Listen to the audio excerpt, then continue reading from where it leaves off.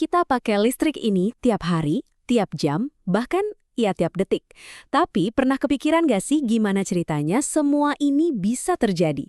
Hari ini kita akan bongkar rahasia besar di balik sistem pembangkitan listrik.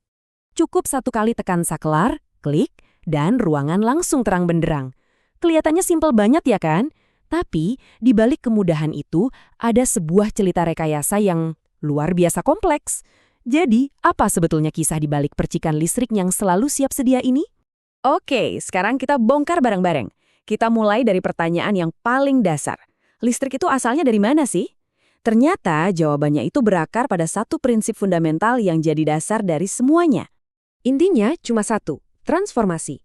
Nggak peduli apapun sumbernya, mau itu panas dari perut bumi, kekuatan air terjun, atau hembusan angin, tujuannya selalu sama, yaitu mengubah satu bentuk energi yang kita sebut energi primer menjadi energi listrik yang bisa kita pakai.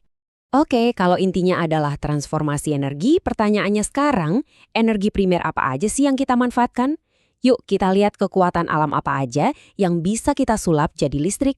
Nah, ini dia nih para pemain utamanya. Kita punya PLTA yang pakai tenaga air, ada PLTU atau pembangkit listrik tenaga uap yang biasanya pakai batu bara, terus ada PLTP yang memanfaatkan panas bumi, PLTS dari sinar matahari, sampai PLTB yang ditenagai angin.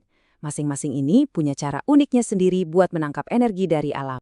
Nah, disinilah bagian yang menarik. Meskipun sumber energinya beda-beda banget, proses mekanis untuk mengubahnya jadi listrik itu ternyata punya alur kerja yang bisa dibilang hampir identik.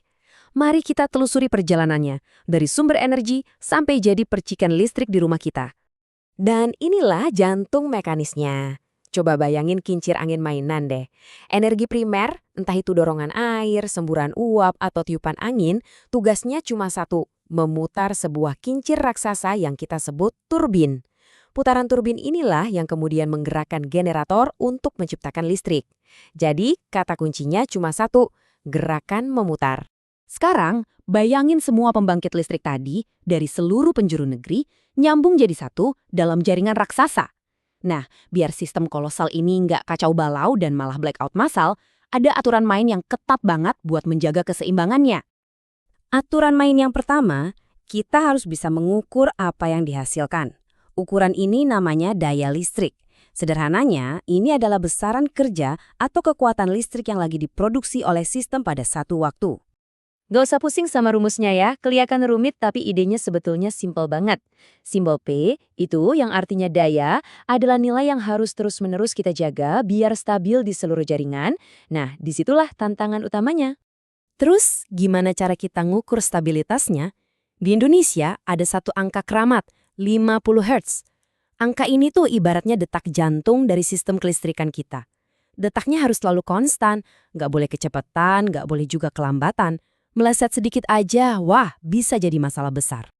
Dan ini nyambung lagi ke turbin yang tadi kita bahas. Angka 50 Hz itu bukan angka acak loh. Itu adalah cerminan langsung dari kecepatan putaran semua turbin di seluruh negeri. Jadi, aturannya simpel banget.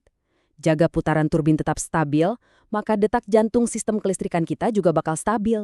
Oke, kita udah lihat sisi teknisnya, dari atom sampai turbin. Sekarang coba kita mundur sedikit dan lihat gambaran besarnya. Karena ini semua lebih dari sekedar mesin dan kabel. Ini adalah jantung dari dunia modern kita. Karena pada akhirnya sistem pembangkit listrik ini lebih dari sekedar infrastruktur. Ia benar-benar seperti jantung yang memompa kehidupan ke seluruh masyarakat modern. Mengaliri rumah kita, industri, rumah sakit, dan semua teknologi yang kita andalkan setiap detiknya. Jadi, apa 3 poin penting yang bisa kita bawa pulang? Pertama, listrik itu intinya soal konversi energi. Mengubah satu bentuk energi ke bentuk lain. Itu dasarnya. Kedua, walau sumbernya macam-macam, mekanismenya hampir selalu sama. Ada sesuatu yang memutar turbin, yang lalu memutar generator. Dan ketiga, yang paling krusial, stabilitas adalah segalanya. Menjaga detak jantung 50 Hz itu jadi kunci utama biar sistem nggak berantakan. Dan sebagai penutup, saya mau ninggalin satu pertanyaan buat kita renungkan bersama.